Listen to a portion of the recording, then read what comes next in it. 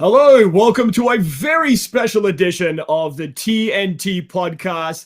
It is our final show of the year. I know, a single tear rolled down all of our six audience members' eyes. No, I'm just kidding. We have thousands. Right. And today we are celebrating the best in tech of 2023. And we have talked over the past almost 40 episodes of the TNT podcast this year. We've talked a lot about tech. We've been cancelled by Apple, copyright infringed by the Beatles. It's been a big year. It's been big. And we are going to talk in particular about our favorite products of the year. So we have some categories which we will share with you. So we have best smartphone, best smartwatch, best laptop, tablet, gaming console, accessories, headphones and earphones, folding phones, overhyped product of the year, comeback kid, flop of the year, and MVP. Believe it or not, we will have, not like Mr. Who's the Boss, we will have a winner.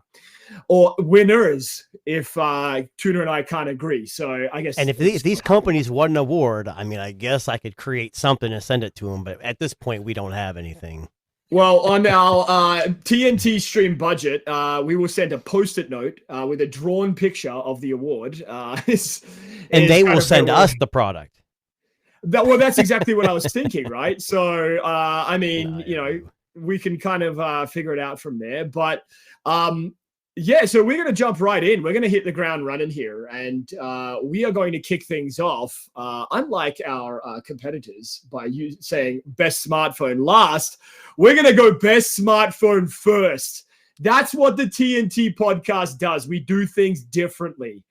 So we are going to jump right in with the best smartphone of the year. And I am going to hand it over to Tuna right now. Tuna, in your very informed book, please inform our lovely audience here, what was the best phone of the year for you this year? Well, before I say that, there's a couple caveats to this. Oh, okay. There's a multitude of people who use different phones, and especially in two different camps. We have iOS and Android. Yes. Not only that, as you mentioned previous to the live stream, we have used a lot of phones over the course of 2023. Yes. And it tends to work worse for us because a lot of times we'll do, the last phone I used is the best phone, but we have to go back to the beginning.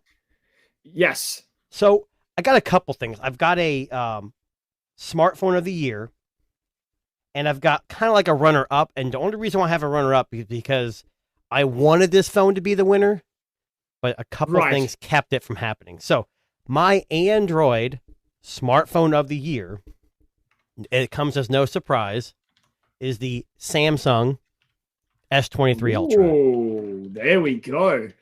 And I'm going to say this because the Swiss Army knife of cameras, the beautiful screen, the pen, and just the sheer updates they've been pushing out to the device.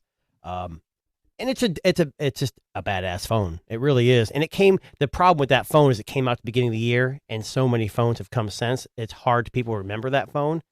Yes. But yeah, definitely my phone. Now my runner-up, which you may be surprised about because it wasn't the first, is the Honor Magic 5 Pro. This by far, now, it's not flagship of the year, but it's my favorite phone of the year. And here's why I stipulate the difference. Here in the U.S., the Honor was not officially offered. So if you're an AT&T, Verizon, or any other of those combinations, it just didn't work right. It did work on T-Mobile, but not even 100% there. If that thing worked globally outside of, just in the U.S. in general, that would have been the phone of the year. The cameras on that thing, dare I say, better than the Pixel?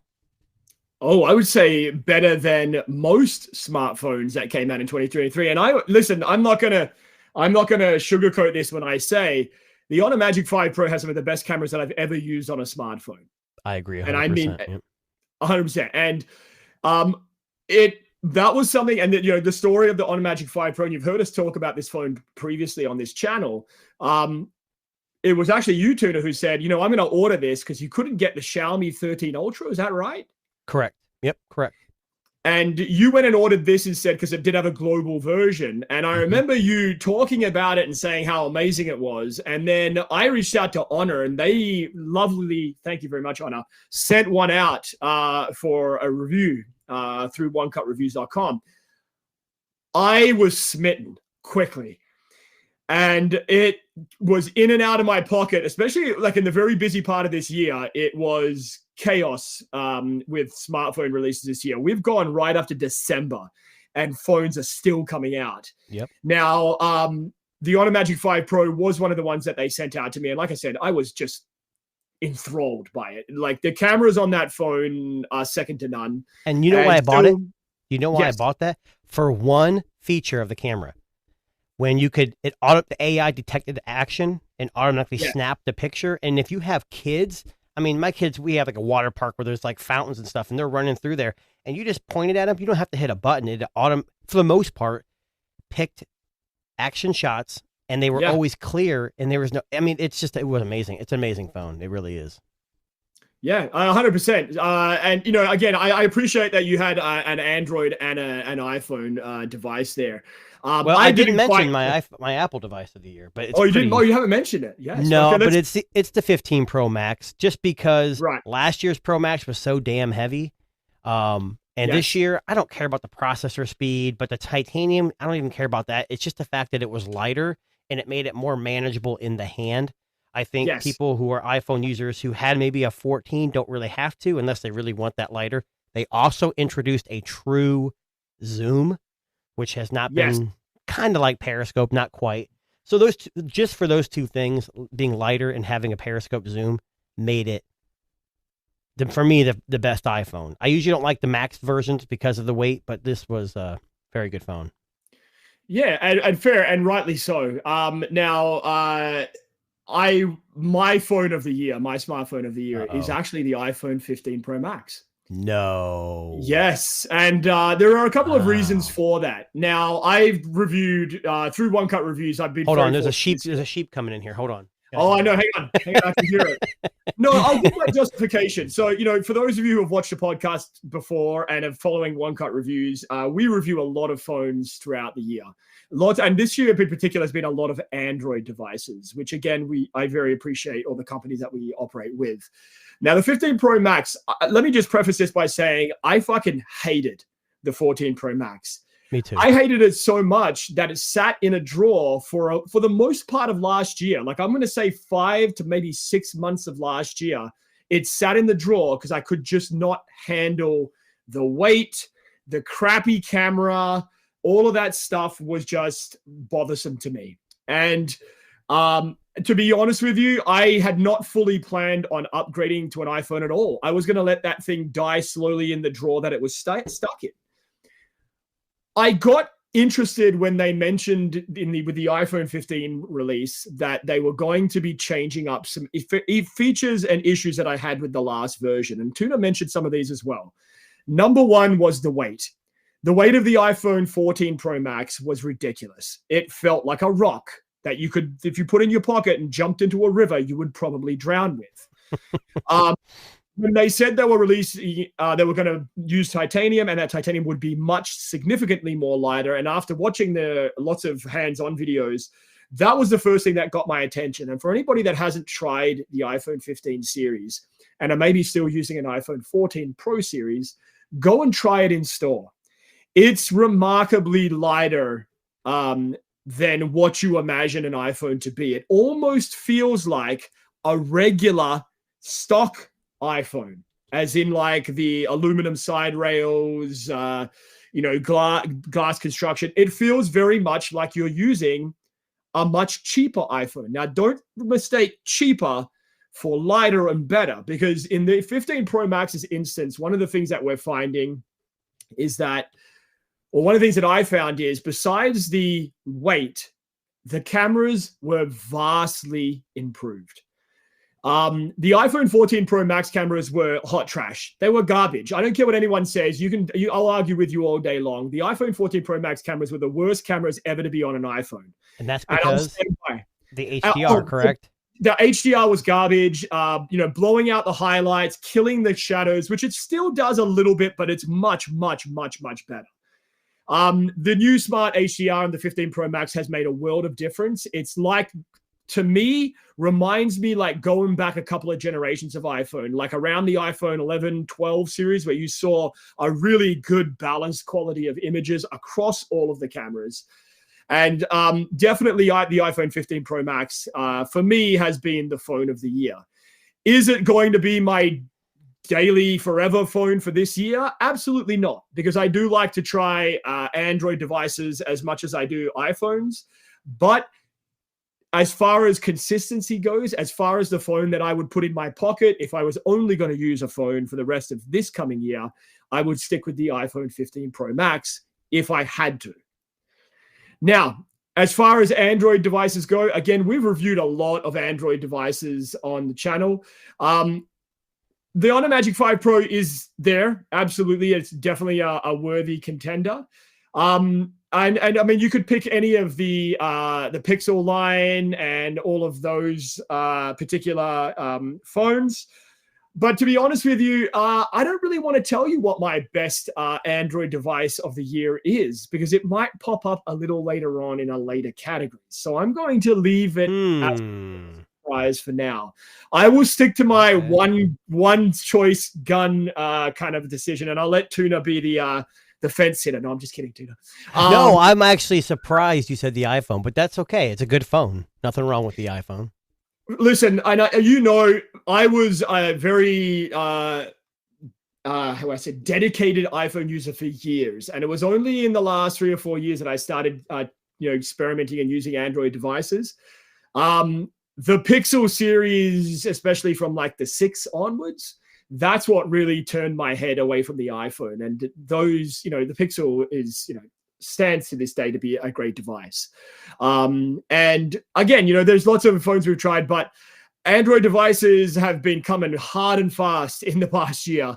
And I mean, we're already in the 1st of December today, and we still have one more phone coming out before Christmas, which is the Red Magic 9. Well, I think that's going to be only released in China initially. It probably won't come here till next year. Right. Okay. So we might be okay. We might be able to actually settle into a and trust me, cage. the camera's nothing will not win any awards. No, I read the specs. It looks like it's pretty much the same as last year.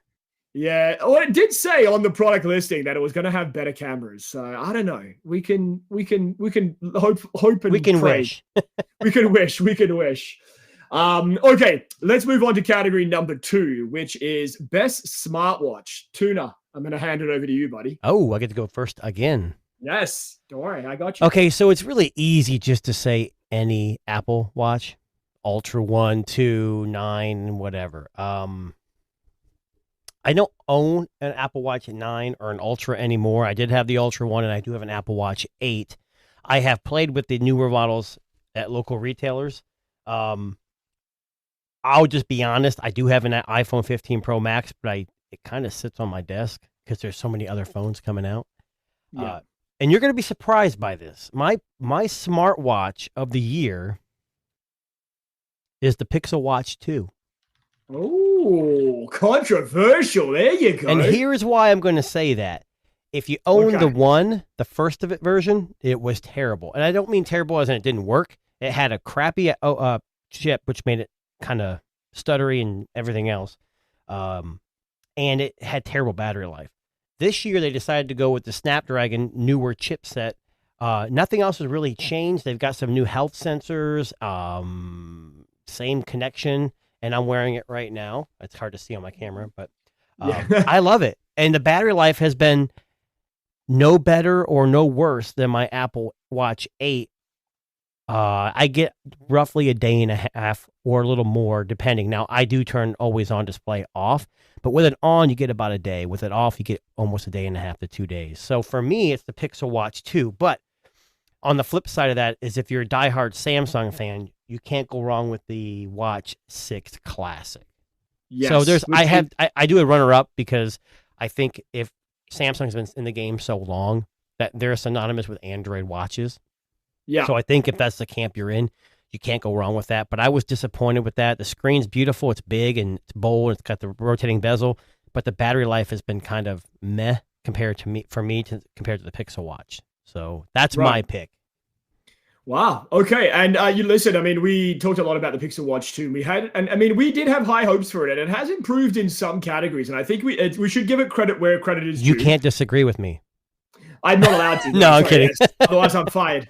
But I think, battery and processing speed, I think, are good improvements for the Pixel Watch 2. I think we will see and charging speed. A redesign and charging speed. I think we will see more of a redesign in Gen 3. But consistency with Google has been pretty good this year. And the Pixel Watch 2 is definitely a good contender for smartwatch of the year, 100%. I agree with you. That's a very good choice. Now, for me personally, I've been on a little bit of a journey this year. I was, at the beginning of the year, was using the Apple Watch Ultra Gen 1. Using it pretty consistently, sat on my wrist for some time, and it still is a great device. Still, I would argue the best smartwatch. But not the best smartwatch for me. So for the past year, I've been on a bit of a journey where I've come to the realization that I'm not really a smartwatch person at all. Ooh, I know where you're going with this. And I'm looking for a more fitness-centric device. And I was hoping with the Pixel Watch 2 that they would focus a bit more on fitness. They have got a new heart rate sensor, and all of that stuff is nice. But I wanted something that was a little bit different, something that could give me metrics that, that I wanted 24-hour metrics. I didn't want to have to charge my device every other day. I didn't want to have to be in a situation where after, a year or 2 years, I'd have to replace it. So the smart watch that I've been using or rather anti-smartwatch that I've been using is actually the Whoop Band 4.0. Okay. Now, I'll give you some reasons why. For me, this year has been a lot about trying to minimize distractions that come from unnecessary places. And for one of the things that I was finding when I was wearing the Apple Watch Ultra is that I was constantly checking my wrist for notifications, for heart rate, for all of that kind of stuff. One of the advantages of the Whoop Band is that it can be worn 24 hours a day. The battery life's about 7 days. Consistently wearing it 24 hours a day. It doesn't come off my wrist. I have it on right now. You can see right there. But more importantly, you could charge it on your wrist and keep going about your day. Meaning that the charging puck actually charges the device on your wrist, which I think smartwatches should adopt. But more importantly is the app itself. Now, the app itself manages to accumulate immense amounts of data about your health, but more importantly, your recovery. And that's what I was looking for. I found when I was wearing the Apple Watch, I almost felt like I was overworking out, if that makes sense. Because it was a, how do we put this? Fitness enthusiast smartwatch, meaning that they wanted you to go hiking. They wanted you to go, deep sea diving and all of that. And I just found myself overdoing it. So when I saw with the Whoop that I could wake up in the morning and it would tell me in the app how recovered I am, how much sleep I got that night, how much strain I was doing in a given day, I find this kind of data more interesting to me than a smartwatch was giving me. Now, don't get me wrong. I understand that smartwatches can do this too. But for me, the two big things were I wanted something that was very minimalist on my wrist that I could wear anywhere, anytime, from business meetings to whatever. But more importantly, I also wanted something that would give me recovery metrics and strain metrics that sometimes the Apple Watch just doesn't do very well. Okay. So for me, and I know this might be a bit of a cop-out, and I'm sorry if you're listening at home going, man, this guy, what a dickhead. He can't even pick a smartwatch. It's pretty normal. Yeah, pretty normal, I know. For me, this is the device that's been on my wrist. So, I mean, I guess if you wanted to say the best wrist-based wearable instead of smartwatch, for me, it would be the Whoop. And I just think that it has done everything I needed to do this year, and I'm okay with that. And I think that's the important thing people have to realize. It's when we're listing these off, me and Darren don't always agree, and that's okay. Use what you like. These are what we like. No one in the world is going to think the Pixel Watch 2 is the smartwatch of the year, but me. I don't know. That's what it is. Like some fans out there that are going, yeah, we agree. It's fantastic. Yeah, those 3 fans are like, woo. And it's been funny. I don't want to shoot shit at the Pixel Watch. I don't, but I will say this much. That's all right. I feel like the people that wear the Pixel Watch 2 are the people that got it for free with their Pixel 8. I think partially, yeah. I think that's right. What I like about it, I just like the Fitbit integration got better. I don't care so much about like a lot of the metrics, but like the sleep tracking is pretty accurate. The only other option I had for tonight was the CMF Watch Pro, but I just can't. Yes. I just can't nominate that because it's a hell of a good price, $69 for a watch, but it does a lot of things wrong here for me in the US, and I just can't recommend it. But Pixel Watch. And again, fairly so. And, again, please don't shoot the messages. We are just tech lovers, and this is what we think works best for us. Okay, on to category number 3. Best laptop or tablet. I'm going to jump in here on this one. You go first this time. I'm going to start the bidding on this one. So, and before you announce this, any of you guys listening or in the future or on the podcast, if you feel like, hey, I want to purchase this product, please generously buy these from these companies and support them, especially if you agree. 100%. Yes, agreed. Now, for me, so the second part of my journey this year has been the realization that I am not a tablet user. Ooh. I have an iPad 2021 edition, whatever thing that is, 2021. It has been sitting in the same spot, uncharged, completely dead from battery, lack of battery, for about 60 days. Wow. The only time I was using it was to play video games with my son. Having said that, though, if you are somebody that's looking for a tablet, the one that I would recommend wholeheartedly would definitely be the iPad mini.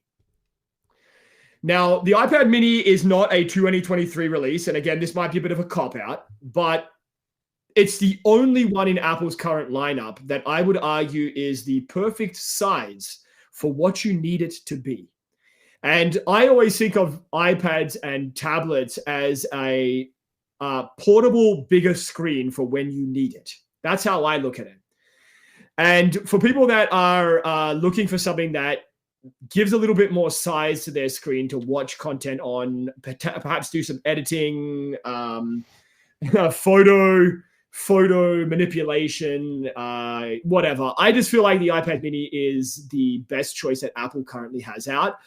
I'll be honest with you, I have only reviewed a handful of Android tablets. The other one, my second choice would be the OnePlus Pad, I believe it's called. Okay. And I just got that in my hands in the past couple of weeks. So that would be just a current, like one that's kind of caught my eye a little bit. I had the Pixel tablet. I'm going to say everything I need to say about the Pixel tablet right there. Okay. Okay. The Pixel tablet to me was not the go for somebody that's looking for an Android tablet. It very much so reminds me of just a blown up Nest device and just can't do what people need it to do. Delvon's going to jump in here and rip you I know. apart. He's pretty. It's pretty. He's pretty. Yeah, Delvon, you're pretty too. You're pretty too. It's pretty. It is pretty. And it has a beautiful dock. And it does some things right. Like web browsing. Yeah, it's pretty good for that. But if you wanted to do anything that required a little bit more horsepower, somebody that needs, presentations or stuff like that, I just don't feel like that's it. Okay. So my choice for best tablet or laptop of the year is the iPad mini. Cop out. Sorry, I had something. I know. Sorry. And the only reason, and listen, I went through. I thought about it. I had no intention of buying another iPad. I just don't. Fair enough. But if I had to, if I absolutely needed one for work or for a play or for whatever the reason may be, the iPad mini would be my choice because I feel like it's the perfect middle ground between laptop and phone. Okay. And that's the reason for that. So Fair that's my enough. choice. Over to you, Tuna. So I've got two because there's always the high end that's really expensive, and some people just can't afford that. And there's also the more Yes. budget friendly. Now, Okay. this one I Go ahead. haven't, I didn't own personally, but I use many times just in passing. And that's the Samsung Tab S9 Ultra. So I went the complete opposite of Darren. Instead of saying, I need a small tablet just to get what I need done, the way I view the Samsung is it's got DeX, so you can plug it into any TV and have, or not even a TV, a monitor, and have a full-fledged, not a full-fledged, but a desktop-like experience. Had enough horsepower, you can do plenty of editing on video and pictures, whatever. Yeah. And it's a beautiful device. And it's got a fantastic screen, and it's so thin, it's like razor thin. It's crazy how much they cram into this. I understand it's ultra wide. That's probably how they get things to fit. But that right there, just messing with, I know it's got the little notch there, but I'm telling you, it disappears in the screen, and it's fantastic. And Samsung's come a long way with their tablet software. And quite honestly, in the Android space, they're probably the leader right now in the tablet space. Obviously, the last iPad I had was the one with the M1 chip. I think that's the 2021 or 20. I don't know. Yeah. So I'm not a good judge of the new iPads, but I'm assuming if you have the M1 or the M2, you're not really getting much of a difference. Same with this. There isn't much of a difference but horsepower. But my budget pick is one that Darren already mentioned, Oh, and that is the OnePlus Pad. And you're thinking, why the hell are you offering this? Now, when this thing came out, it was, I think, $399, and then they wanted $150 for the keyboard and $100 for the stylo. What the hell they call that? I don't know. stylo, yeah. But as you can I see love here, it. I got the case on it. It's got an interesting, camera in the middle. But they had a deal, and I'm not sure how long it's going to go. But they had it for $399 during Black Friday with the keyboard. So $399 with the keyboard, and then if you wanted the stylus in addition for $50, half off because it's $100 normal price, for $450, you got a whole entire thing. Before that Black Friday deal, it was like $750, and it was ridiculous. Yeah. You might as well get a But the Samsung price is device. definitely not worth it. Yeah. Well, I will tell you this. I was kind of worried about the MediaTek Dimensity. I had a Lenovo Extreme, which was very similar to the Ultra line of Samsung, real big. And it had a Dimensity too, but I thought it was a 9000 plus. This is just a 9000. I've been pretty damn impressed with the performance. I mean, Yes. it blows through anything that I've done with it. The only two issues I would say is there's no biometric security. So there's no, No, fingerprint it's- reader, and yeah. it's got face unlock, but it's not real. It's just 2D, and it Yeah. doesn't have any more than 128 gigs of storage. So you're not going to be doing a whole lot of editing unless you have a dock, and there is no video out. But for $399, and you got a keyboard, I've been using it, and it works pretty good. And I've got a couple updates. I think I'm on the October security update, so they've been Okay. pretty good with the updates. So I think if you guys are looking for a tablet that's affordable, you can't go wrong with the OnePlus. I can't speak about that for their foldables, but we'll get to that later. We'll get to that. All right. Let's keep the train rolling. Let's move on to the next category, which is best gaming console. I'm going to hand it over to you, Tuna. Ooh, I love this That's one. right there. So Go ahead, bud. I am not a gamer on consoles. I am a computer gamer 100%. So that should probably get you to know where I'm going. Now, I'm going to name a couple things, but don't pull any pictures up yet. I have Okay. tried the Legion Go, the ROG Ally, and the Steam Deck. Now, I haven't tried the Steam Deck the OLED one. It's basically the same as the original Steam Deck. They got a new screen and smaller processor. It's more efficient, but it's not any more powerful. Okay. But I would tell you right now, the Legion Go and the ROG Ally are not it. They're not it. Ooh, okay. Because it runs Windows 11, and Windows 11 does not look good on a tiny screen. And if you don't agree with me, Fair. I'm sorry. My gaming console of the year, and I don't know if it even came out this year, the Steam Deck. I guess you could say the Steam Deck OLED, I guess, if you want to, the newer one. I have the original one, and it's easily modded.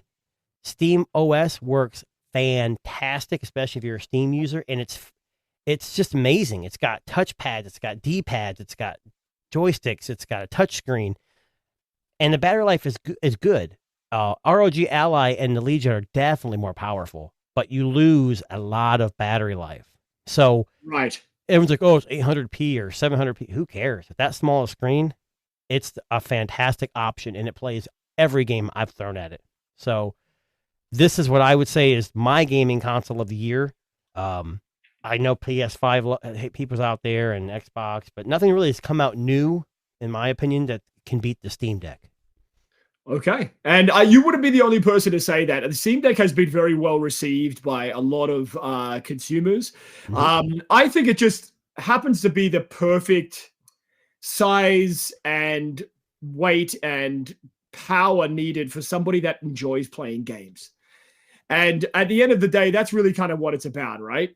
Is can we find a handheld device that can give us the convenience of a gaming console like a PlayStation or an Xbox in a decent looking package and some battery life to accompany it.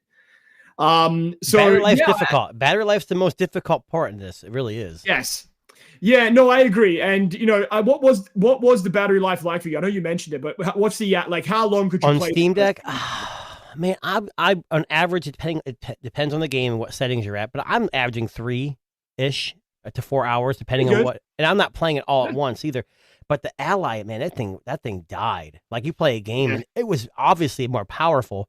It also had a lot more heat too. Yes, right. So, and I mean, look, the OLED edition of Steam Deck just came out, I think, in the last month, if I got that right. And that just brings improvements to things like the display and just giving you a much kind of richer contrast, darker blacks, that kind of stuff. And the price you can't beat the price. What is the price of the OLED version? I'm just curious. I want to say for the maxed out, it's like $550. See, that's pretty good. I mean, you can get the ROG Z1, not the extreme chipset, but for like $400. But you're running Windows 11. I'm sorry, Windows 11 is just not made. Yeah, for that kind of. It takes too many resources away from them. But either way, we can go into a rabbit hole with that. So. Yeah, no, 100%. Now, for me, I'm not a big gaming console guy. I have literally just got one I've been working on recently for Lenovo, which the review's coming soon.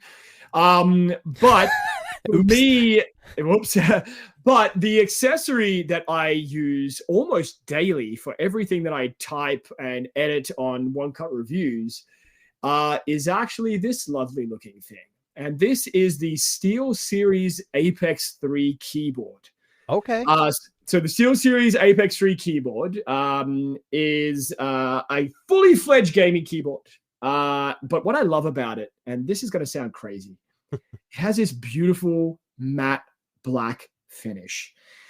Has brilliant, massive RGB lighting, really quiet, low friction switches, which is amazing. Especially if I'm typing early in the morning or late at night, don't want to wake up the family. But you also get like some, a built-in multimedia controls and just kind of like some smart things, like the top right-hand corner. I don't know if you can see that in the image there. Top right-hand corner of the keyboard, there's this little kind of like rocking dial switch, and that allows you to change the volume. Really? The volume, for me, that's massive because I'm always watching stuff on my PC here. This might date me. Is that a mechanical keyboard too? That is a mechanical keyboard. That is correct. I like the clicky clicky. I love the clicky clicky. I know people don't like it, but for me, I do. That's a massive thing for me. And listen, it's been nothing but a rock star, and it's waterproof. And I'm not even making. Ooh, you spill a little drink, of course, Kool-Aid or water, because you got to G Fuel. You got to game up while you're, drink up while you're gaming. Yes. Yeah. So you can actually get it wet, dry it, and it will not die. And listen, I don't want to tell you what I'm doing. Yeah, you read my mind. Yeah. Nothing untoward, I promise. Nothing. Nothing is happening there, but it should. You can game underwater, huh? Wow. Right. Yes. So that has been a pretty awesome addition to my little setup here at home. And just kind of getting things done. It even comes with a nice little wrist rest in the box, which you can see in the picture there. It has the SteelSeries logo on it. And that's really important. People don't realize how important that little wrist rest area is important. Yeah, for sure. And out of the box too, which is you think that's like a bundle accessory, but you can control all of the RGB lights independently. You can make them whatever hell color you want. And yeah, generally speaking, it's been absolute rock star of a device as far as productivity is concerned. It's quiet, does what it needs to do. And yeah, 100%. The Grounded Tech said that the logo adds 10% frame rate per second boost. Yes, you know what that sounds like? It's kind of like when I work. I like cars. And a lot of times when you put like a new exhaust on it, a lot of people will get a sticker in the box and they'll put it on their window, and it's good for 25 more horsepower. As what they say. Yes. Before you move on to the next category, yeah, I want to do a special. How do I want to do this? Honorable mention, and I love this, but I don't know if I consider it a console. I'm going to share it on the screen first. Oh yeah, go ahead. I'll stop sharing. This is the Playdate. I love this thing so much. I have it, and they have a catalog now. Before you had to go on the website, log in, and download it. But what's cool is they allow you to sideload games. And the crank, it sounds really weird, but that thing makes games just that more interactive. Now, this game here, what does the crank do? So it depending on the game, it's used in the game. Like there's a surfing game where you can use that to control your surfer. There's a game where you have to control time, so you have to go forward and backward. It's nothing. It's not backlit. It's just black and white. But the community of developers, and they even have a what do they call it? Like an APK for your desktop, so you can actually like emulate games if you're working on them. It's very open source. The community is fantastic, and they're even coming out with a stereo dock. I have no idea how that's going to work. But like I said, it's nothing more powerful than a Game Boy, but it's just that much cooler. So that's just my honorable mention for gaming console. Now you said Playdate, not JDate, the Jewish dating website, right? No. Playdate. Playdate, right? Just wanted to confirm there, just to get a side note, I don't actually know for a fact, but I know when it came out, it was sold out for forever. So it still may be impossible to get right now because they're still like slowly releasing them because they can't keep up with demand. But it says add to cart. I just don't know if it'll be shipped. Estimated delivery is January of 2024. So if you order it now, okay, so you might actually get it for the new year, which is. But they're $199, which is kind of steep. Which is insane, really, if you think about it. But it's amazing. It's quality. Yeah. I love it. I love it. All right. Shall we move on? Are we ready to move on to the next one? I don't know. Okay, let's move on to the next category. I'm going to kick things off with this one. This is the best headphones or earphones of 2023. So, this was a tricky one for me. I'm going to be honest with you. I've reviewed a lot of earphones and I've tried a lot of earphones in the past year, and I love them all. I'm one of these people that listen. If it has good bass and the audio sounds crispy, I'm good. I'm not a very discerning listener. I'm sorry. You could give me $1,000 pair of headphones and I'm going to think that. So you don't want to hear the fingers cross over the chords of the guitar as you're listening. Listen, I couldn't give it. To be honest, I would rather. I'm the kind of guy who sings in the car, so I'm that guy. So if I'm singing out loud, I ain't hearing shit anyway. So, and that's kind of the way I think it. But having said that, the one pair that really caught my attention as far as sound quality is concerned is actually find the picture. It is the Soundcore Space Q45s. Wow. Now, part of the reason that I love these earphones is their price. So currently, $129 for this pair of earphones. Now, let me give you the spec list, and you tell me if this is worth $129.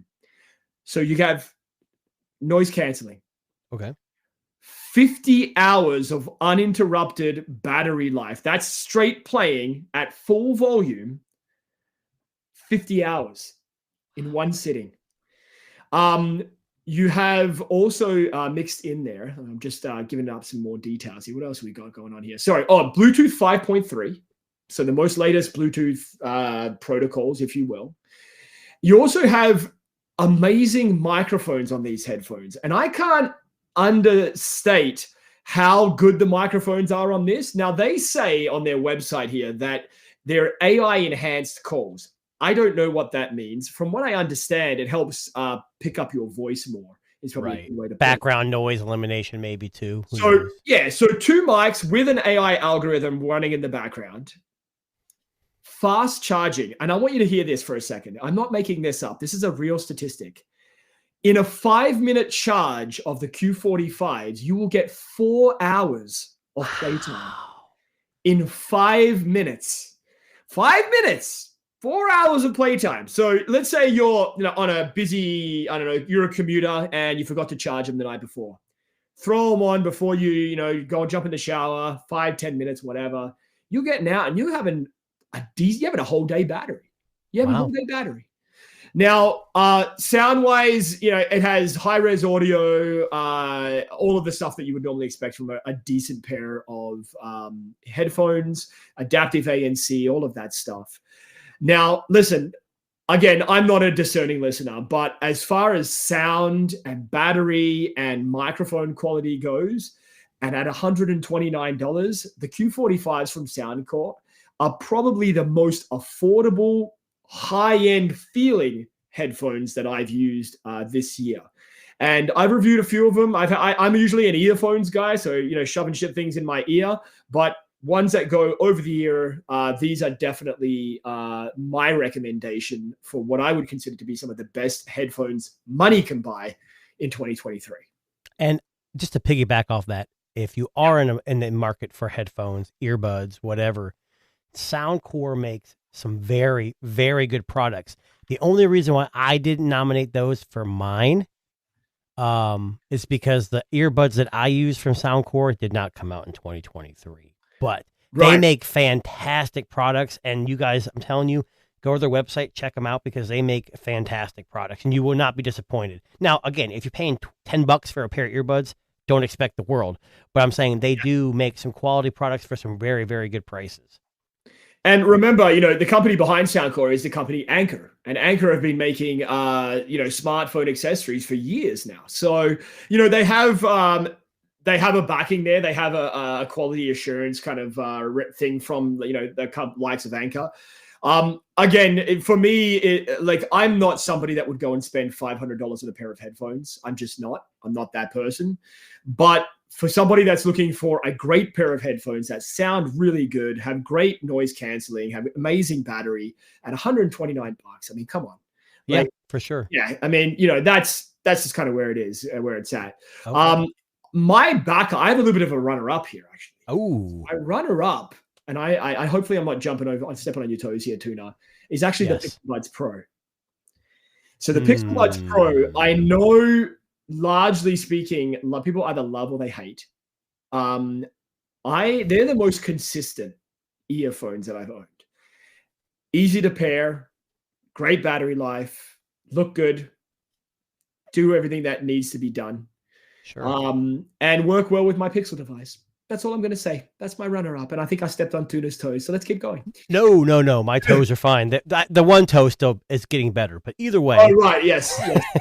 You one that you almost lost in a freak accident.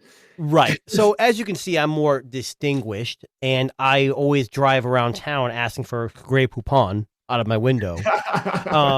So I actually these are over-the-ear headphones. I'm not a huge fan of these because when I wear earbuds, I'm usually active, and these are not conducive to active moving. And these are just some cheap ones. But for me, earbuds of the year, and you guys might be surprised to hear this, and I do have a runner-up as well, Darren. Okay. The OnePlus Buds Pro 2. Ooh. In green, All and right. just like the tablet I just showed you, and just like the OnePlus 11, they have that that green color. So you're saying you want them in green? I'm going to pull up a green picture here. You don't have to get them in green. There you go. They're a little unique the way they fit in the ear, but the sound quality is amazing, and they have a lot of things going for them: battery life, wireless charging, quality build, hi-fi audio, high-res codecs, all that support. And it's a reasonable price, of course, coming from OnePlus. And I don't know off the top of my head, I don't have the price because I've had mine for, I think I paid $179, maybe. Let me see if I can find your pricing in 1 second. But either way, these are the ones I would pick for my earbuds of choice. They stay in your ear, and I like the ones that actually have the rubber tip that goes into the ear, because it not only helps with active noise cancellation, but it also does the passive, and it sticks in your ear when you're running. Right. I had you know what? Yes, go ahead. No, I had a conundrum, because those are the earbuds I like to run with. But there's also ones that kind of like Apple AirPods that just kind of stick in your ear, just sit in your ear, I should say. I wanted to nominate the Nothing ear sticks, but they were released last year, so I did not mention those. But my runner-up, is the Pixel Buds Pro, just like you. And before I go any further, though, I think these were released last year, weren't they? Yes, but they have updated them software-wise. Exactly. So the reason why I nominated these is because they kind of re-released them with that new blue, the Bay blue. Yes. And they did some software updates. Now, the reason why it's not the number one is because I'm still not a huge fan of the sound quality. They're good. They're very good, but not quite as good as other ones. But that software, have you tried the clear calling works great. Oh, not the translation. I haven't tried that, but the clear calling when you're walking around, like I was walking my dog and like wind blowing in my face, and I was making a phone call and it worked fantastic. They couldn't hear any sound or any wind, according to them. The other thing is it picks up your voice. So I'm listening to music and I'm walking and my dog starts barking and I can yell, and it automatically turns off the music so you can be aware of your surroundings.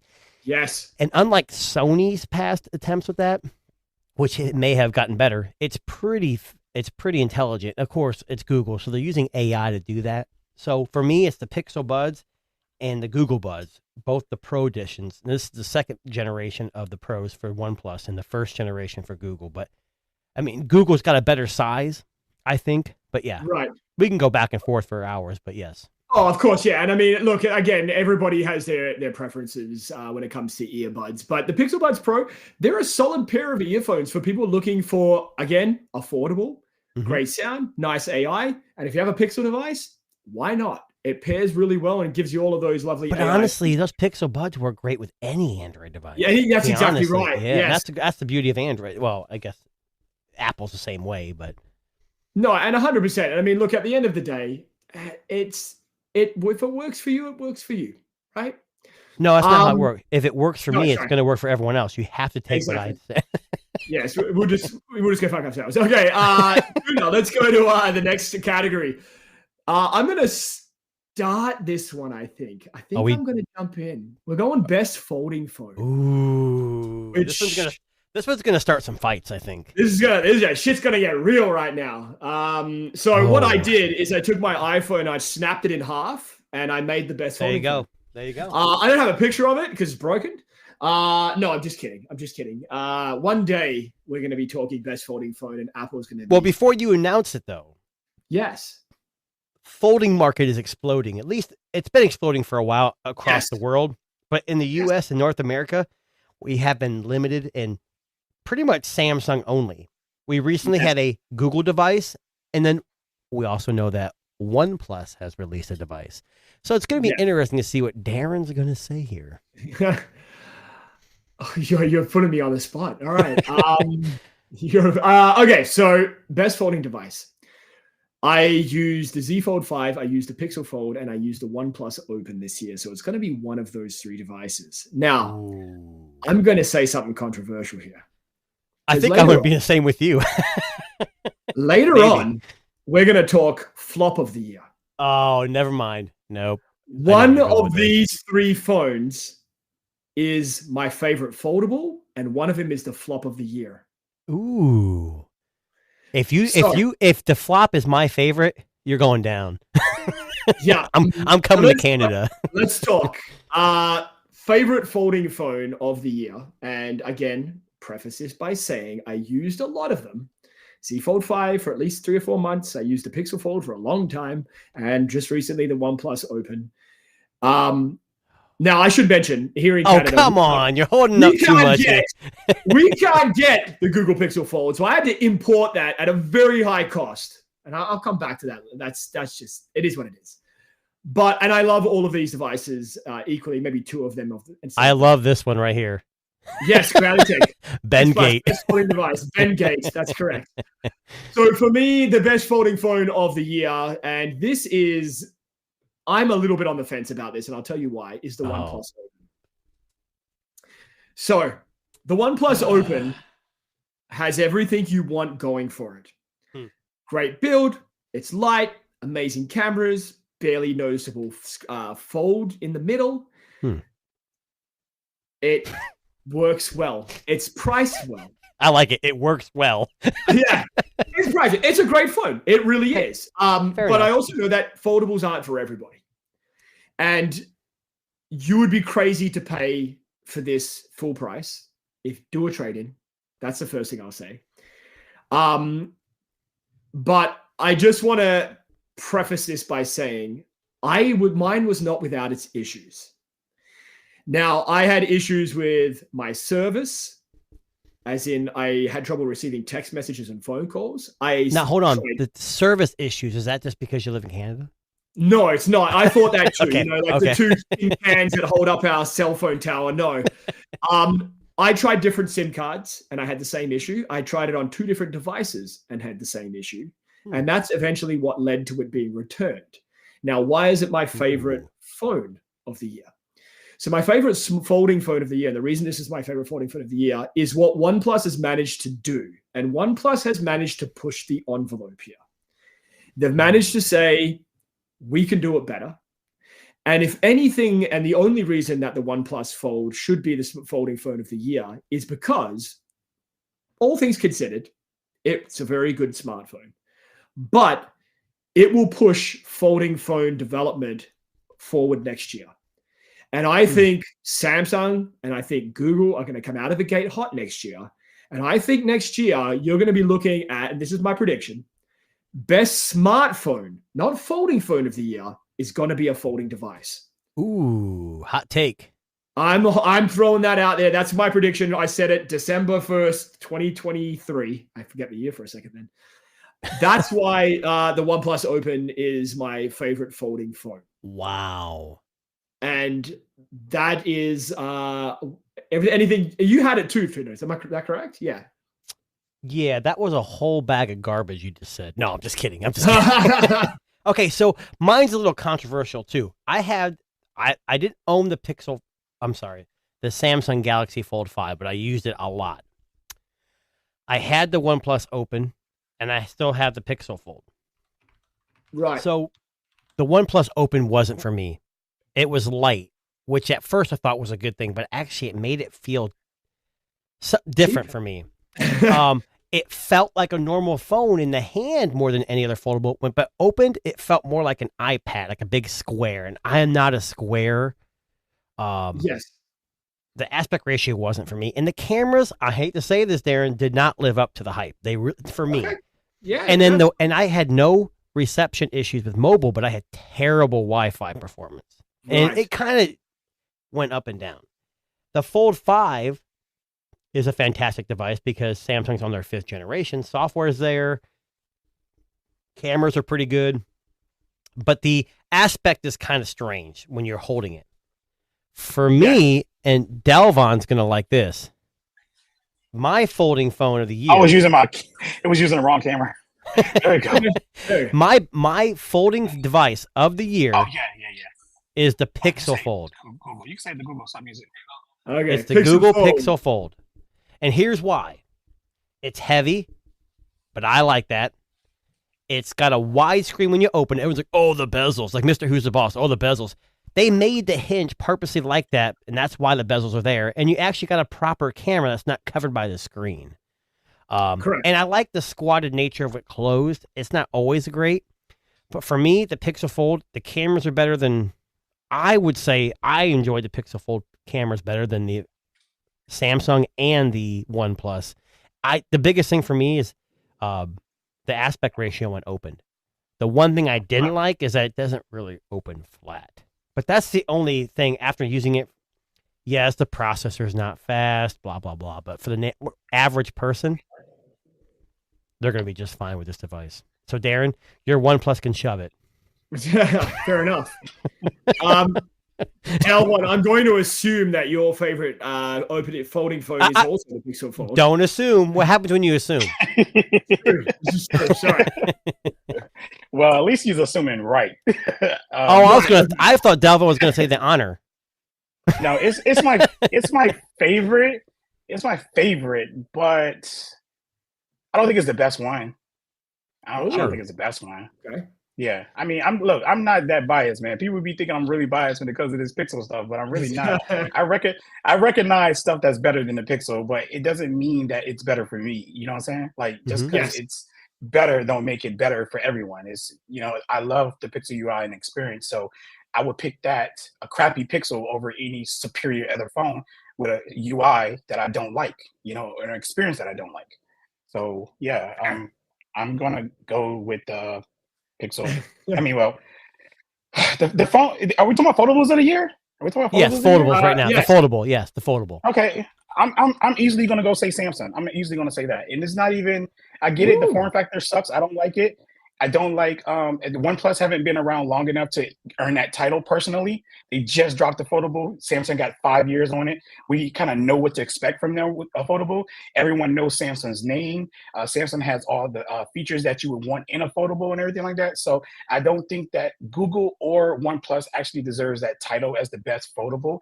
If we just talk about form factor, that's negotiable. I mean, not negotiable, that's subjective between the user, because some people like the candy bar, some people like the book, and some people like the OnePlus Square one. Square. I don't know what to call it, but you know what I mean? Like, it's all different. So yeah, I would just say Samsung because Samsung is what I would recommend to people, but I would, still talk about the other foldables that we do have. I would like, hey, what you need to do with your phone, and is the real question. So, yeah. And to piggyback off that, Samsung, I would say for the average, for me, the Pixel Fold is my favorite.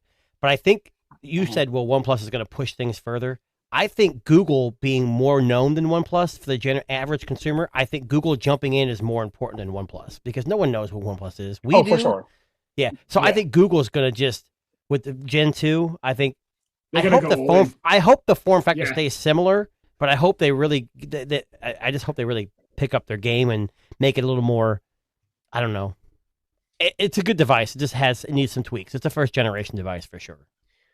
100%. Yeah. Okay, moving on. I agree with moving on. Oh, sorry, Dan. Sorry, sorry to cut you off. Sorry, no, I don't have nothing to say. I just said I agree with that. All right, so let's move on.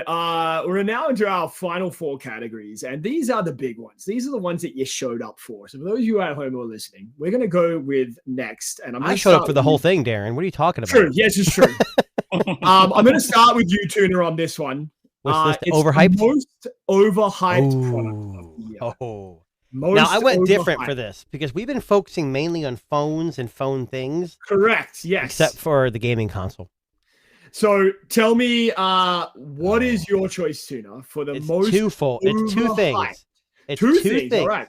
But they're both very similar. It's the Logitech G Cloud and the Razer Edge. Oh, hang on. And if you guys don't know what these things are, they're basically gaming-centric Android devices that are made to run cloud gaming. The biggest reason why this is overhyped is because you can do this on your phone. And I think the Razer Edge pretty much looks like a phone with a thing attached to it. And I don't understand why anybody would buy this. This is not a Steam Deck. This is not a Switch. It's totally different than either one of those. And see, it looks like a phone, but it's not a phone. So those two devices for me are way overhyped. And I shouldn't say overhyped because I don't think they really sold well.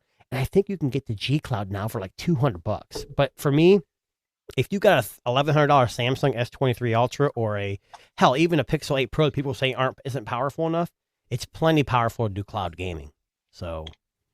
Oh, 100%. And, again, with all of these gaming consoles, I mean, they seem to be like hit and miss, where sometimes they're amazing, other times they're, ridiculous. Like, I don't know. I mean, I don't know. At the end of the day, for you, Tuna, I'm assuming you game more than I do. Is that I'm not a fair? big gamer, but I probably game more than you. But Razer tried this before. If you guys remember, there used to be like a device. It looked like a game controller, but the screen flipped out, and it ran a version of Android. At the time, it was unique because Android and handhelds weren't really known for gaming. Yes. But now you can, hell, I mean, the new iPhone, you can plug into it and play Resident Evil. I mean, that's their claim to fame. But I Yeah. just think that these things are unwarranted and it's just a money grab. I mean, they tried, but it's not going to fly, in my opinion. Fair. Delvon, anything come to mind on your most overhyped product of the year? Wow.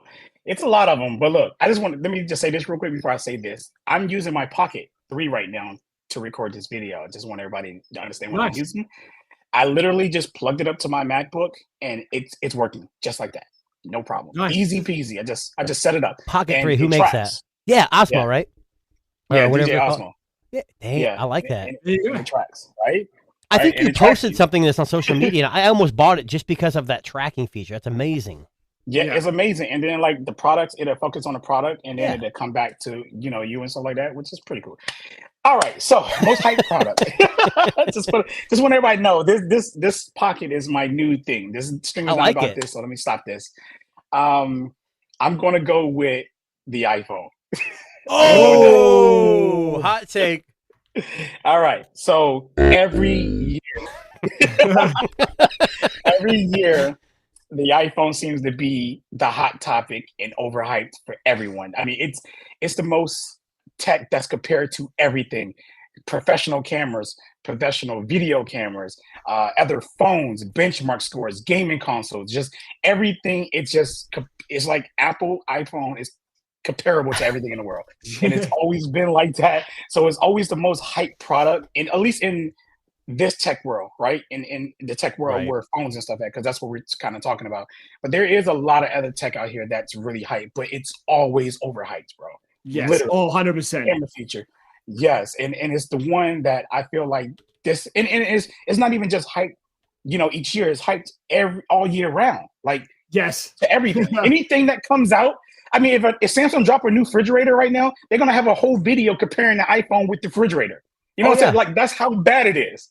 So yeah, I won't go with the iPhone. And it ain't a Pacific iPhone. It's just every iPhone that comes out during that year. Period.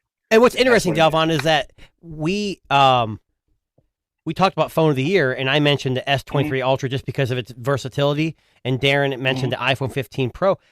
I mentioned for iOS users, the iPhone 15 Pro Max is it. They don't have any other choice.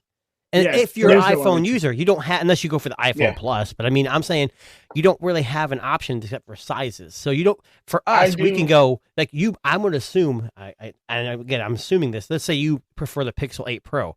That might work for you, but someone might like the S23 Ultra or as a grounded tech Dan would like the Sony. For Android users, we have a lot more options. So I think that's a big stipulation for people that if you're an iPhone fan, you don't have any other choice but the iPhone 15. You really don't. That's it. Yeah. I do agree with that. I think that these awards need to be broken down in that sense, because you can sit here and claim the iPhone to be phone of the year, but then you give it to somebody and they absolutely hate it, but it won phone of the year. That means you're supposed to like it, right? Because it's phone of the year. So I think that you're right. It needs to be broken down to which iPhone is the phone of the year. And it will always kind of be the new iPhone. There's no choices, right? But then when it comes to Android, there's more choices to choose from on the market. So you can kind of break down each Android phone to see what fits people the most. Did y'all already do phone of the year? Yes. That was our first category. Yeah, for Android, I picked the S23 Ultra. Yeah, and then Darren picked the iPhone 15 Pro Max, and I picked the iPhone 15 Pro Max for the iOS user. What would you pick for phone of the year? I kind of already know. Go with. Okay. No, you don't. Oh, no, you don't. No, you don't. No, you don't. I love that. That's awesome. I would say it's not a pro phone. I'm gonna tell you that now. Okay. I would say I really want to say the 6A, the Pixel 6A, but I feel like this year. Oh God, we gotta pick one that came out this. Oh my gosh! You consider 7A. Okay. Okay, I'm just gonna go with. Did the 7A come out this year? I Yes. think- yes. It did, right? Yeah, because the next year is the 8A, right? Yeah, Correct. I'm gonna have. I don't want to say that because the price. That's the problem. Like, Right. all right, so the way I'm thinking in my head with these awards, right? I'm thinking about a phone. If I'm gonna name a phone of the year, right? I have to think about the average person, not like us, right? We will always go pro models. We go to the Yes. store and we're like, give me that $1,000 phone, give me that $1,200 phone. But the average person, they're not spending that type of money on these phones, right? Even though these phones still do sell, but people are buying more cheaper. There's more cheaper phones in people's hands than there are the expensive phones out here. So that's what I'm kind of thinking. So I would have to go with 7A since that's the one that came out. But I do think the 6A price point and what they offer is like a better deal for most people, literally. So I'll say the 7A would be the phone of the year for this year, 2023. And at $375 during Black Friday, that's a hell of a deal. And that's the point I'm getting at as far as What do you that. have on It has- iOS? What do you have on iOS? The SE that's been what 2-3 years old now? Nah, not To be honest with you, yeah. I mean, to be honest with you, with iOS is just gonna have to be like the Pro. I wouldn't even say the Pro Max. I would say just the regular base Pro. Yeah. When it comes to iOS, because the Pro Max is just too much phone for a lot of people. Just because the tech community loves it and loves all the bells and whistles doesn't mean the average person do. My wife, she gives 2 cents about any of that stuff. So Yeah. So for me, the most overhyped product of the year. Let me see if I can do this right. Hang on a second. This one. Ooh, The Motorola Razr Plus. Sam is coming after you. Sam is coming Yes. after you. So I was an original Razr user from way back when. And I have always wanted to invest in the Razr foldables. The first few generations were kind of meh. And all of a sudden, out comes the Razr Plus, and it looks like this. It looks beautiful. It's got a beautiful outside display. Looks really good in renders. I bought it. It went back in 8 days. Now, part of the reason why is the hinge. When I got my hinge, and I'm not even making this shit up, my hinge was crunchy from day one. When I opened that thing, opened it and closed it, it felt like I was crunching a fucking cookie between it each time I opened and closed it. And I don't know if I thought it might have been just like teething issues. I gave it a good week and a bit. I, opened and closed it multiple times to see if it was just some dust or whatever. I don't even know. That sound drove me fucking insane. Then I tried to take a photo, and that sealed the deal. Yeah. The photo, the camera on the Motorola Razr Plus is about as good as the Motorola Razr from the fucking 90s. And I'm not overselling that. It was the camera quality is just not there. Motorola doesn't know what the fuck they're doing. Only on this device. I can't speak for some of their higher end. No. Motorola across the board, even their what was the flagship slab they had? Edge Plus. They have good hardware. The software isn't there. Just like OnePlus, Yeah. they have all the hardware in the world, but they just can't get the software to work. So I agree with you in the Motorola camera. Yeah, for sure. Yeah, no. So for me, that was the most overhyped product. There was lots of very positive talk. Everyone buying it, saying how amazing it is. I got it home and I was like, meh, not for me. And it went back to Motorola, and surprisingly, they didn't care. They were just like, sure, we'll take it. Just having a look at the chat here really quickly, just as a little pause here. Adidas says overhyped product for him is the Apple Vision Pro, but not yet, Adidas. Yeah, not yet, buddy. It's not out yet. That'll be next year. That'll be next year. All right, let's move on. So next category is Comeback Kid. Now, Comeback Kid category is a company and or product that seemingly has been resurrected or seemingly has come back into its own and is now again a legitimate contender in the space. Ooh. I'm going to go first on this one, if it's okay. So I had to think hard about this one. This was tough. Okay. Now, you may not argue that this device is the comeback kid, but I'll explain myself in just a moment. The comeback kid for me, and hopefully this is not going to piss people off, but understand it's all in good vein. I'm already pissed. Is the Pixel 8 series. What? Oh, man. What? So, Comeback? What are you talking about? We ain't never left. No, and let me explain myself. What I mean, for me, for the comeback kid, the Pixel 8 series, and the sole reason that it wins this title for me is that a lot of the issues I had with the 7 and the 6 have seemingly been fixed and rectified. And now the Pixel 8 series phone is probably one of, if not the best Android device you can buy when it comes to things like fluidity, software, cameras. It's now the all-rounder that Google wanted it to be. Interesting. Not without its issues. And again, every device has issues. And me personally, I haven't really had that much. I had some issues with my front-facing camera. That seemingly got fixed in a software update just recently. But everything else for me has been very, very, very good since then. And in fact, the more and more I use the Pixel 8 Pro, the more I'm enjoying it. In fact, more so than the 7 Pro from last year and the 6 Pro from the year before that. So for me, comeback kid, Google Pixel line. They did it. They made a flagship phone that actually is the shit. Delvon, what do you think about that? What's your choice, by the way, Delvon? Comeback kid. My choice would be OnePlus. I want to go with OnePlus. Okay.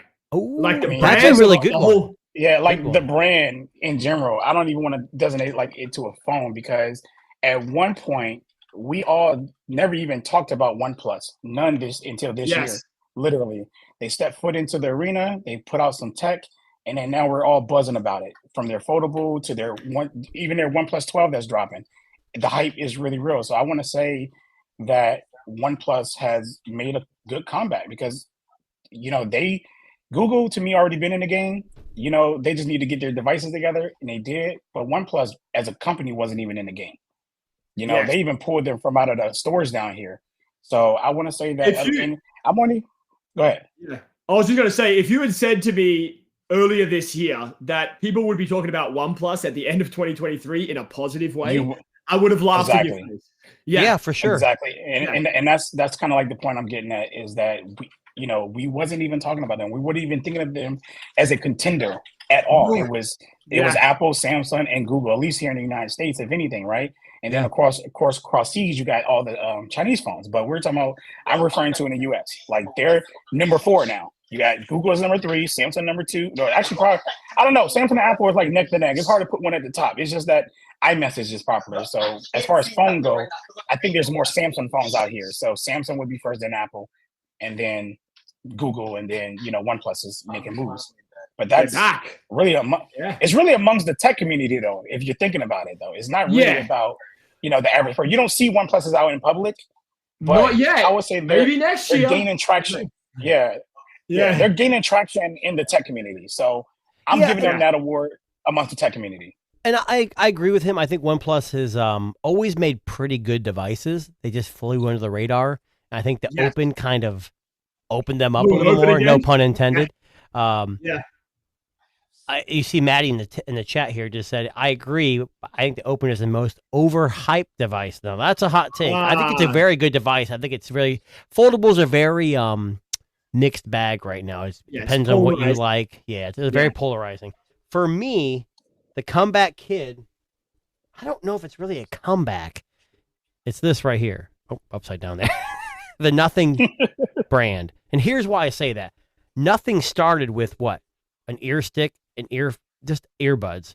Then they had the sticks. Then they had the earphones. Then they had the One. And the One was a very good, interesting device, but it was a mid-range device. But it got their name out there, and they tried something different. With the Nothing Phone 2, while I still feel it's overpriced for what it is, it's something unique in the segment. And I think, like the company Essential, minus all the sexual allegations from the CEO, Essential made one device so they could update it, and Nothing is taking in the community like they did with the CEO who runs Nothing, used to run OnePlus. And it was based on community like Xiaomi. And they take a lot of information from their people and they make their products better. And now they've branched into the CMF, which makes more budget-friendly stuff like the watch, the earbuds, and the charger. I don't really care about the charger as much, but the earbuds are really good. I have a pair of those upstairs, and I also have the watch, which is getting better, but it still needs more time. So for me, the comeback kit is them. And I think there was even, I don't know who the company was, listed that as their favorite phone of the year. Do you remember who that publication was? CNET, maybe? Nah, I don't know if it's CNET. Well, someone, a big publication had actually listed it as their phone of the year. Right. And I think they're getting better. They're listening to the consumers. The cameras are decent. The Glyph interface is unique. It's got, you can make your own ringtones. It's just, overall, I think Nothing has got something going. And I think they had some side steps with Sunbird and Casetify or whatever it's called, but those are minor things. They're just trying, and I'd rather see a company try and fail and learn than not try at all. Correct. Yeah. Agreed. And the Nothing phone has, I think a lot of people would agree that it's probably maybe even a contender for phone of the year for a lot of people in their books, right? Like you said. I mean, I don't think it's going to be for everybody, but no, not really a bad option for everything that's out there, right? Okay, cool. Maddie just said in the tech, he thinks the Razer 2023, not the Plus, the regular, cheaper version, comeback kid. Nope. International release, clean OS. Maddie doesn't realize that I just called the Motorola Razer Plus. Oh, he does. Yeah. He said he disagreed with you. Okay. Right, he disagreed. Okay. I'm not listening to anything Maddie says because he's not on here telling us. So nope. That point of view does not count. Okay. Final two categories. Here we go. We have flop of the year and MVP. Tuna, I'm going to start with you. Flop of the year. You're going to love this. Not phone, not a phone at all. Not a laptop, not a smartphone. Okay. Please don't say your penis.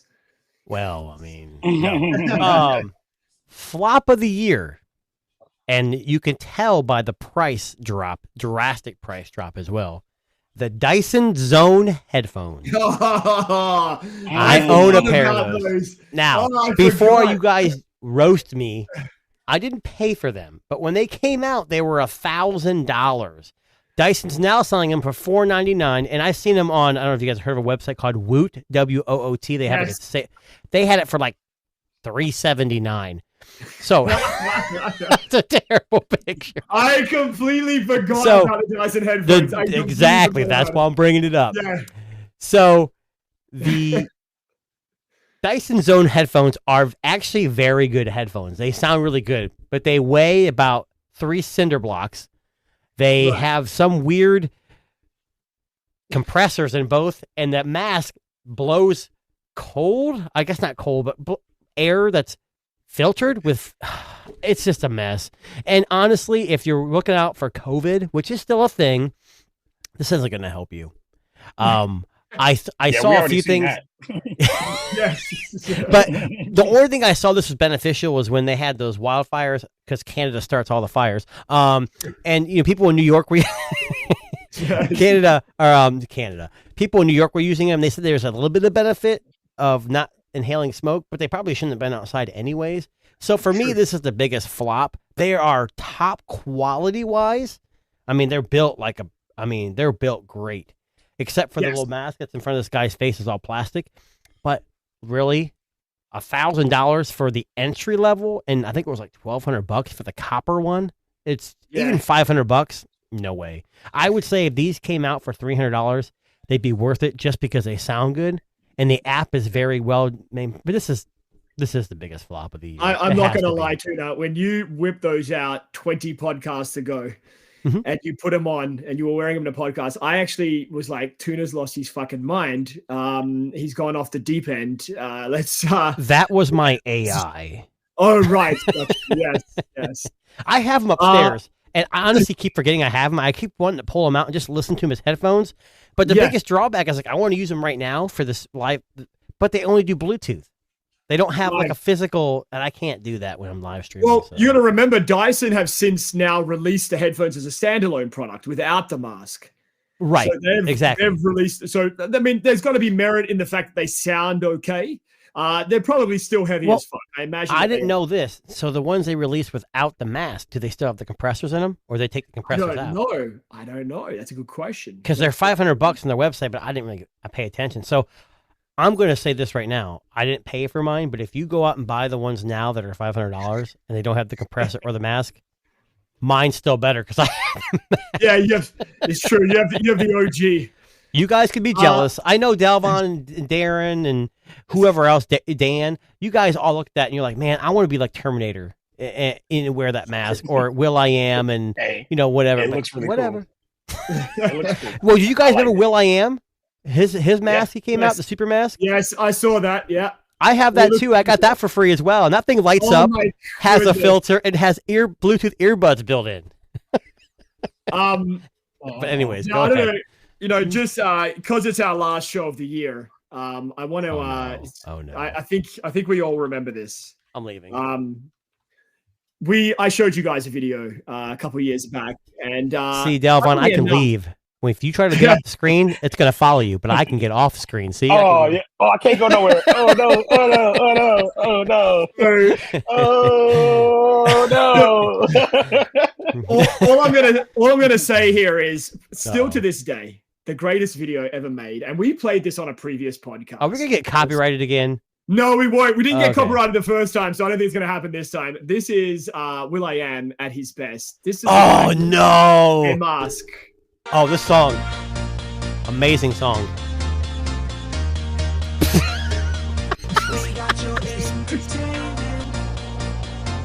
I personally love when it picks up. Wait for it.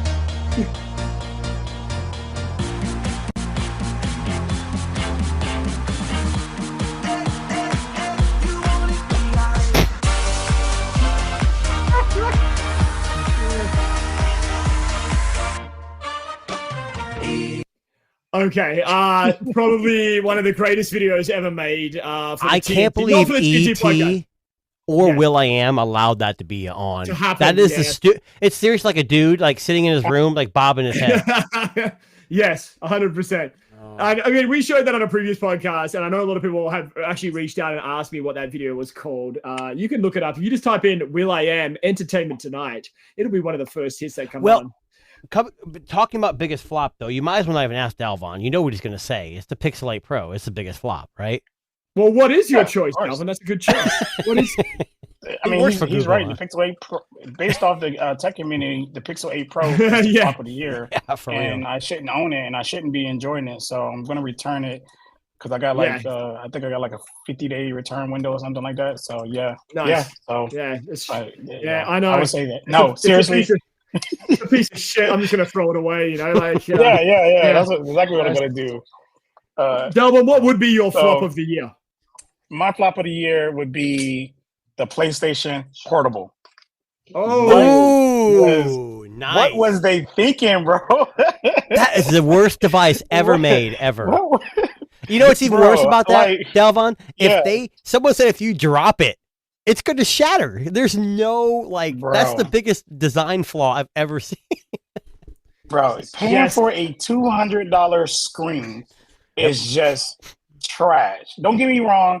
I'm stupid. I'm going to buy it eventually. I'm going to go ahead and say that, right?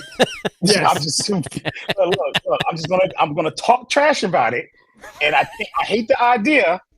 And I don't think it's a good product, but I'm still going to buy it because I'm dumb, right? I still want to try. The tech guy in me want to try that dumb product, but I think they missed the window of making it an actual portable to compete with other portables, just like they had the PSP. And they gave us a screen with controllers plugged up to it. And this is what we got for $200. Can I ask you something, Dalvon? My Yeah. overhyped product was the Logitech G Cloud and the Razer Edge. This reminds me of similar to that Yes, I because did. can't you stream your PS5 games on any mobile device? Headers. Sorry. Oh, sorry. Yes. I'm just saying, can't you stream any PlayStation game on any mobile device, Darren? I don't know. I don't have a PlayStation 5. I don't know much about the PlayStation streaming services. Santa hasn't brought me mine yet. I can't give you an answer on that, unfortunately. I actually don't Are know. you sure but Santa's gonna come? I don't know. Like, the elf showed up yesterday. That little fuck has been running around like crazy. But anyway, I don't know what Davon's got in his hand there, but he's holding up something. Addition to the biggest flop being the PlayStation device and the Dyson headphones and whatever else, I think now that Grounded Tech is in the chat, we have to mention the Xperia, which is trash. Yes, of course. Trash. Don't you know all other phones that are not iPhones are trash? We already know this. I kid. Yeah. I think Dalvon's on mute. Yeah, I don't think he realizes he's on mute, but that's okay. Yeah, he's not. Anyways, no idea. But so I'm gonna talk about what I consider to be the flop of the year. This is gonna piss people off, but I'm gonna start. Oh, no. I've actually got two. Number one, I'm going to call this the runner-up. I don't want to be mean because I have faith that it's going to get better. I do. So my runner-up choice.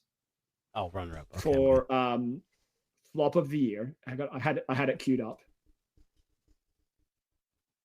You son of a... No, I'm just kidding. So, the Pixel Fold.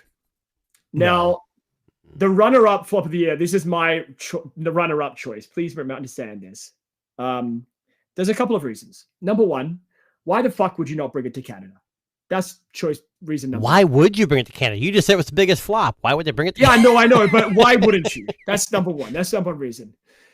Now, the reason for me that the Pixel Fold is flop of the year is a few reasons. I honestly feel like they released it too early. I feel like they should have waited until the Pixel 8 series came out, and they should have paired it up with the Tensor 3. I feel like going for the Tensor 2 was a mistake. I think that was a rush to the market. It's also way too heavy. Like way too heavy. Like 283 grams is fucking insane. It's too heavy. I don't care what people say that heavy means expensive or heavy means better or heavy means stronger. No. If it's too heavy to fit in your pocket, it's a pain in the ass. It's a pain in the ass. Secondly, and people are going to disagree with me on this, the outer screen was too good. Too good. Just too good. So good that I didn't even use the inner screen that much. I was basically using Grounded Tech, yeah. I was basically using the outer screen more than I was using the inner screen, which was insane to me. I understand that people are not going to like this. Grounded Tech, I'm sorry, bud. Maddie, I'm sorry. I wanted to like it more than I actually did. You're not sorry. But the Pixel Fold for me was not the foldable device for me. It may be next year. I hope it is going to be next year. I know Dalvon has to duck out. So Dalvon, we'll get you in there for MVP, buddy. Thank you very much for joining us. Anyway, that's my runner-up choice. Pixel Fold. I know people are going to disagree with me. I'm sorry. I still love Pixel. My foldable device of the year is your... Flip. I'm sorry, Tuna. I'm sorry. I'm going to cry myself to sleep tonight. I know. Sorry. But I would like to bring up my flop of the year. Now, this was a product that I almost guarantee none of you have heard of, but we were fortunate enough to review it on OneCutReviews.com this year. As Dalvon ducks out. I feel like Dalvon needs a Thanos effect as he disappears. Snap the fingers, boom, he just disappears. Yeah. That'd be awesome. So my flop of the year is actually this product here. Now, for those of you who don't know what this is. Oh my God, that thing is worthless. Oh my God. Chubby buttons. Yes. Now, you can check out the OneCutReviews.com. The name is ridiculous, first of all. Let's talk about that. Chubby Buttons is a giant Bluetooth-enabled play, pause, forward, rewind device that you wear on your forearm or wrist so that you can control your media, I guess, instead of touching your phone. This thing is fucking enormous. Enormous. like bigger than you could expect, like the size of a remote control on your wrist. You look ridiculous wearing it. It does everything that your phone can do by just taking it out of your pocket. So Chubby Buttons is a Bluetooth wearable that you wear on your wrist or your forearm in this case. Now, it does have some applications, like if you're riding a motorcycle, maybe. Skiing down a mountain, why not? Why not have a giant device on your wrist that, potentially could blow up? But Chubby Buttons is my bust of the year. It's my flop of the year. It is the most ridiculous thing that's ever come across my desks here at One Coat Reviews. I mean, I think the use case for that was like, you can see in that picture, like you're a snowboarder and you have big glass gloves on and you got to push button. But I still think it's dumb too, because it's a dumb idea. Yeah, it is. Yeah, if you fall and it comes off your wrist or you break the fucking thing, it's somewhat durable. It's a little bit waterproof. I mean, it was stupid. It was stupid. Stupid idea. About as stupid as the Dyson headphones. Whoa. Which brings us to our final category of the night, the MVP. And what we're going to do for MVP is I'm going to go ahead and give Dalvon's first. Yes. So MVP, just for people who are listening at home, and our final category of the year,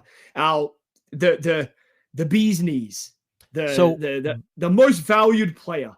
Correct. Or most valuable phone, whatever. Yes. The biggest MVP besides what Dalvon's going to say, Darren's going to say, what I'm going to say, obviously is a TNT podcast, because we're amazing and it's only getting better with time. And you guys just wait till the new year. It's going to get even better. Big plans. Dalvon, and this is going to be a surprise, I'm sure, to everyone, is the Pixel 8 Pro. So Dalvon goes on to say, Google improved so much this year, the camera, and I agree with him on this one. The video has gotten a hell of a lot better. Yeah, yes, the definitely. Quality is better, and they have gotten so many new software features. The support for 7 years, the screen is better, and I don't know if this is kind of where he was going, but with the software features, it goes with the feature drops, and they've been doing that for a while. So I was told that in December, the Pixel line, at least the 8 series, is going to get some promised features. I'm not going to leak anything or scare anyone, but there's going to be some new stuff coming, which was expected to come a while ago. So that's good. So Dalvon saying the Pixel 8 Pro, it's not a surprise, but at the same time, I kind of have to agree, but that's not my pick. So, Darren, do you want to go next? Do you want me to go next? Or? I will go next. That's fine. Okay. So, I can't even, I don't know what the hell I'm typing in here. Hang on, sorry. So we've reviewed a lot of products, and there's only one that I've longed for. One that has kind of haunted my brain that I just can't seem to shake. Can I say something before you do something? Before you mention this, can I just tell you one thing? I think we're going to agree on this one. Oh, we are. There you go. Okay. We'll see. So there's been one tech product this year that absolutely blew me away and really caught me off guard. It was one that I never expected I thought I would like, from a company that I never thought I would like. Now, it's the kind of product where once you have it, and a lot of people probably won't actively seek it out. There are lots of other alternatives in the market, and I think this will come as no surprise to anybody who watches the TNT podcast. My pick for MVP for this year is the Honor Magic 5 Pro. So the Honor Magic 5 Pro, and I know smartphones are we love smartphones here, and there's other tech out there. I understand that, but this is something that no, there isn't. No, there isn't. No, but this is something that caught both myself and Tuna off guard, because I don't think we expected to like it as much as we did. And I have actively been having conversations with Tuna all year, because I had to sadly send mine back to Honor because it was a review unit, and I bought one myself, and I sadly sold it like an idiot. In hopes that the Pixel Fold would be better. Fucking Pixel Fold, flop of the year. The Honor Magic 5 Pro haunts my brain. we've had conversations about me rebuying this. Tuna and I almost rebought it just at Black Friday. Almost. This close. If I had a couple more of these, I probably would have bought it. Yeah. And, the Magic 6 Pro's on the horizon. And there's all, again, it's an amazing phone. The cameras on this phone, and I've used every major smartphone this year, from the S23 Ultra, Pixel, iPhones of the world. Nothing can beat the camera quality on the Honor Magic 5 Pro. It was at the top of DxO, which is not a great benchmark to meet, but it was at the top of DxO for a number of months. And even after trying phones like the Xiaomi 13 Pro, the Oppo Find X6 Pro, the Xiaomi 13 Ultra, the Honor Magic 5 Pro still takes better photographs. Video was also very good. Battery was excellent. The screen, the low dimming rate, which was very nice on the eyes, great brightness, mostly stock Android, besides a few pre-installed apps. The build quality was excellent. It was beautiful to look at. And there's a lot to be said about that when it comes to a phone. If I had to choose a phone that I had access to right now and keep in my pocket, for the camera and for an Android device, and I know I didn't mention my Android device for the best smartphone, and this is the reason why. The Honor Magic 5 Pro is it. It is the best released tech device in my books that came out this year. Over to you, Tuna. So MVP. My MVP is also the Honor Magic 5 Pro. There we go. I can see that one coming. And like I said, this would be my phone of the year if it was officially released in our market and has full support of the carriers. Honestly, it would be. I don't think you guys, I'm not underestimating this, or I'm not making little of this. Or I'm not over. I'm just telling you, these cameras are the most amazing thing ever. And at the time, I'm like, oh, the Pixel 8's coming. And the Pixel 8's great. iPhone's great. But this thing is just on a different level. And I'm not saying it's like so much more advanced. It's just something about it. The look of it's polarizing. I think it's got a curved screen, if I remember. God, I got rid of it so long. Quad curve. Yes, and it didn't bother me. I like curved screens. No, me either. No. Yeah, it did, but this one didn't bother me.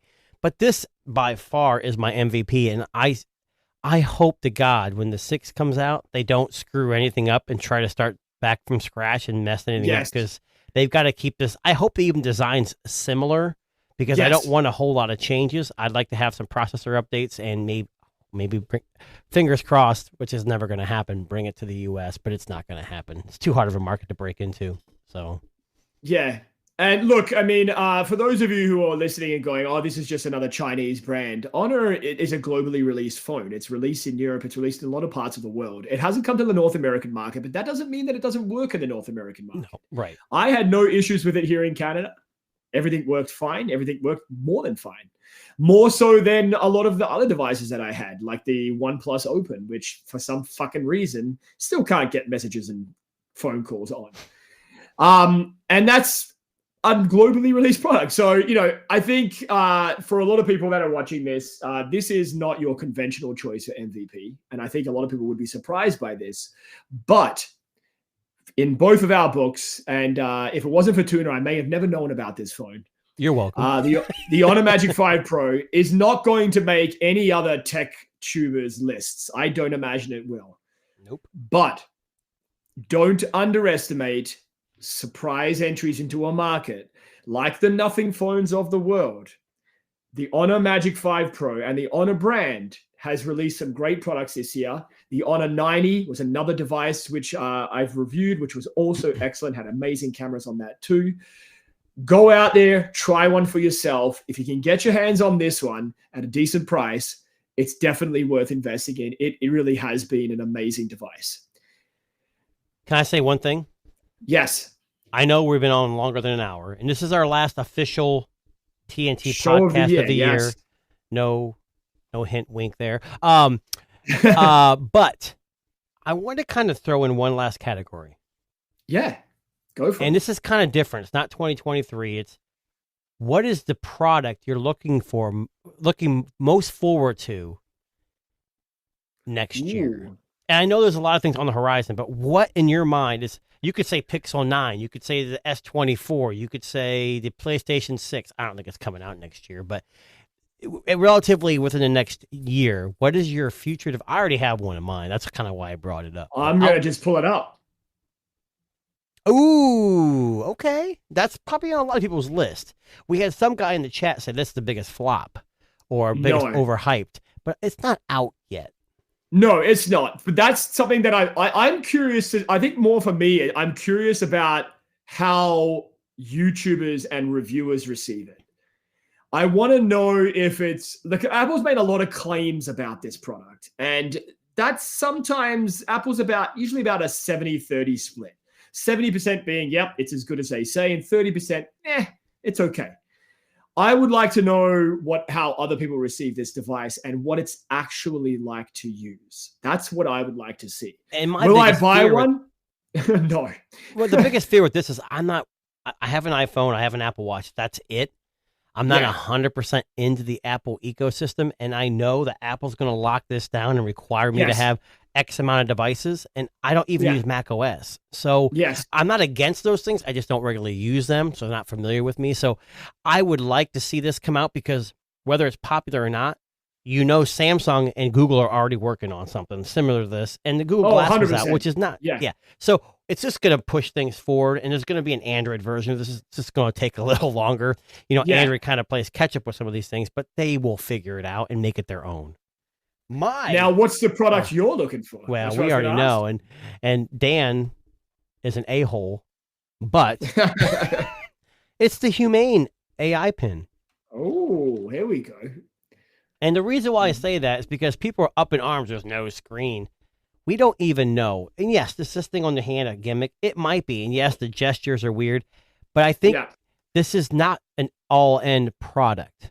I think this is something that's going to lead into other things. We are here in the U.S., Google wants us to be like this. They want us to rely on Google Assistant for everything. But we're not there yet. And I think this is kind of the bridge in between. It's not glasses, but it's not a screen. I don't know. I'm excited. I've got one coming in the new year, and I'm hoping that it's as great as they say it is. But if not, you take a chance. And Grounded Tech is saying I'm going to buy all the flops. You know what, Dan? Listen, I gotta give Tuna credit. He tries them first a lot before a lot of other people, and I appreciate it. And if it wasn't for him, I would have never known about the Magic 5 Pro and maybe even the Humane AI pin. Probably not. So, well, it's not available in Canada, right? I think it's only coming to the US with T-Mobile. You can import it. I can't buy it natively yet. So what would you use for your service provider? A Canadian one, I guess. Well, they're partnered with T-Mobile, so I'm guessing there's got to be some kind of I don't know how it works. We'll see when it comes out, right? I don't know. Yeah. Well, listen, guys, thank you very much to everybody that supported the TNT podcast this past year. For a lot of us that are on the team, Tuna, Dan, Sam, Delvon, Roddy, all those guys who have been part of it for the whole year. We really appreciate those guys giving up their time to be here every Friday or Sunday or Wednesday or whatever day that we were on, because we went through them all. But, it's been a big year in tech. We've seen a lot of big developments, big changes. And I think 2024 is going to be a big year again. And, Tuna, I know I don't say this enough, buddy, but thank you very much to you as well for thank you. Co-host and bringing the humor and the good looks to our podcast that it so desperately needs. And look, we have some very big plans coming for 2024, and we won't say much, but if you're not following One Cut Reviews or Tuna Tech on X, you should, because we're going to do a bit of a reveal later on in the before the end of the year. Before the end of the year, we'll have a little a special edition kind of thing going on. But just to give you a little background, there's no nudes, so just keep that in mind. Nothing X-rated. Yes, and look, we are going to continue following all of the tech that we love and sharing it with you guys. It is a labor of love. We give up our time every week to kind of come here and find these stories and share them with you. So we thank you very much to all those people who have liked, subscribed, and join us every week in the chat or just to kind of shoot the shit with us, and we appreciate you all.